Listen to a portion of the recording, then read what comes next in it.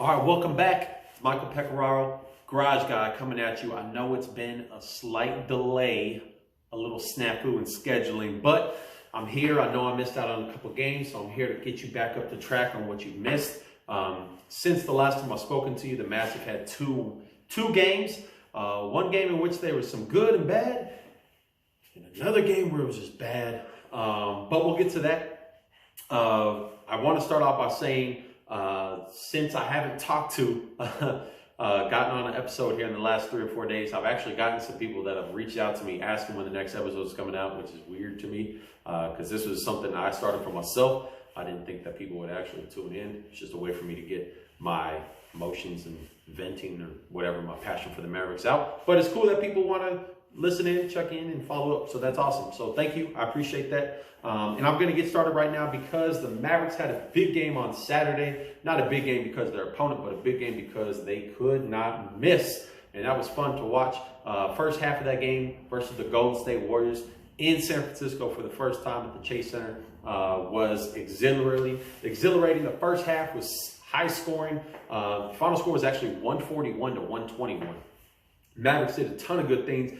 But in the first quarter, D'Angelo Russell of the Golden State Warriors was on fire. He finished the game with 9 three-pointers made. But he went head-to-head with Luka, who had another triple-double, 31 points, 12 rebounds, 15 assists. Dude is a stud. He can't enjoy an alcoholic beverage stateside until the end of February. That's blowing my mind. This dude is 20 years old doing the things he's doing. It's awesome to watch. But the Mavericks allowed the Warriors to shoot 77% in the first quarter. 77%. And usually if you allow your opponent to shoot 77% for a quarter, you're probably getting blown out. Game is tied. And I was sitting with my buddy right here watching the game, and I said, man, they're shooting lights out, and they can't get any separation from the Mavericks. That is not sustainable. There's no way in hell they're going to shoot 77% for the entire game.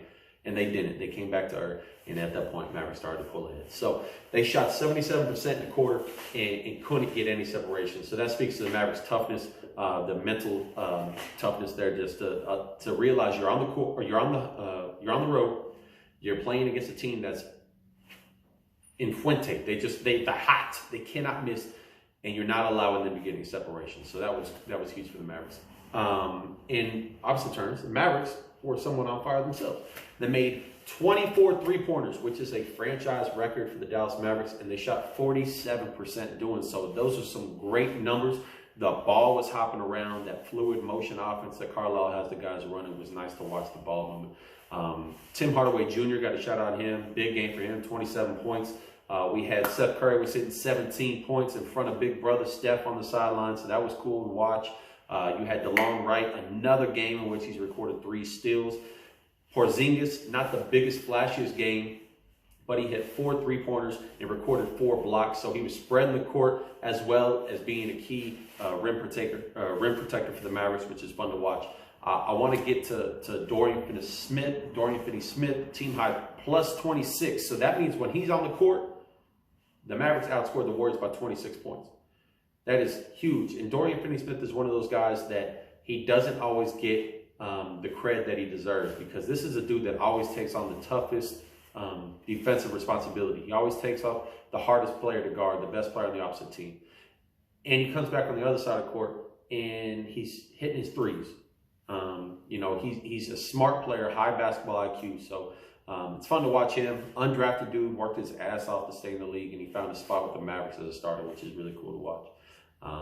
Now, he was a plus 26. I want to get to Draymond Green really quick, who was a game worst, minus 22. When he was on the court, the Warriors got outscored by 22 points. He talked so much shit in this game, and he was a minus 22. Dude had 10 points and 8 rebounds. If you're going to talk that much noise, I want you to put up more than 10 and 8. And that's what Draymond does, which is why I'm not a big fan of the guy. I know that you want a guy on your team that brings that passion, that ferociousness. But if you're getting all that, you want the dude to score more than 10 and 8. Another point I want to bring up, Marquise Chris got a technical foul called against him when he pushed Luka into the crowd. The one thing I want to say to Marquise Chris is you're a buster. because you pushed my dude to the ground.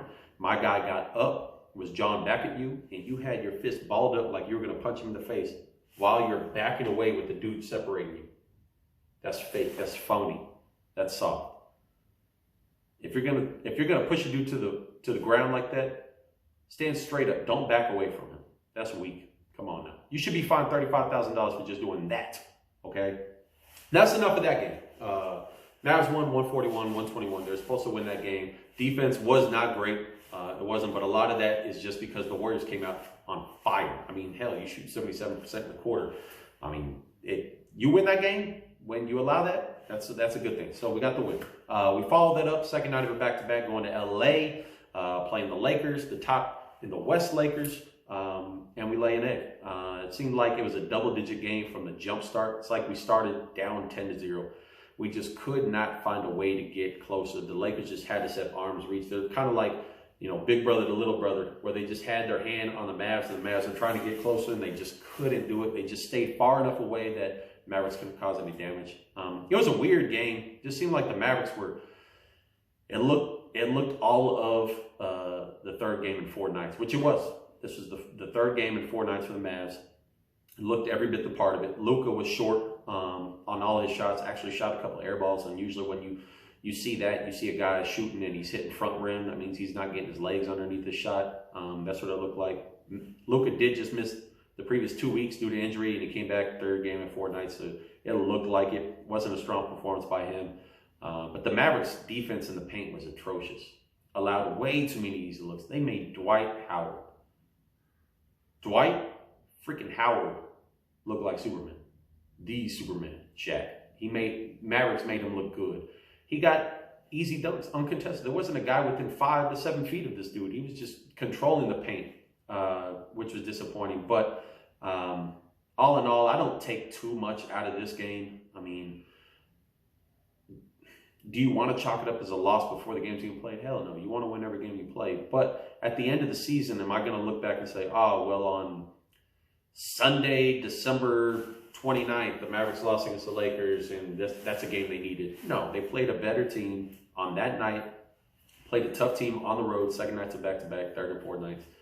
I mean, you're gonna lay an egg every once in a while. You're gonna have a dud-up game. Lakers deserved it. I thought it was a cool moment during the game. Kobe Bryant was sitting courtside, and he was trash-talking Luka in Slovenian. And Luka turned around and kind of shook his hand. That was kind of cool. But, on to the next one. Next one's tonight, New Year's Eve game against Oklahoma City. After this one, it starts a 6-game homestand for the Mavericks, so they have an opportunity to get their home record a little bit improved. Schedule mid-January is supposed to ease up a little bit, so you want to get the wins that you should get. They gave up a tough one to the Lakers, but going forward, I think they're going to be okay. But having said that, you guys got hooked up with the two for one in this video. I'm going to get back at you after the Thunder game. I'll probably record that one tomorrow after everybody wakes up and recovers from the night before. Everybody stay safe tonight. No knucklehead moves. If you need a ride, find a loved one that can give you a ride. Don't get too wasted. And see you guys later. Peace.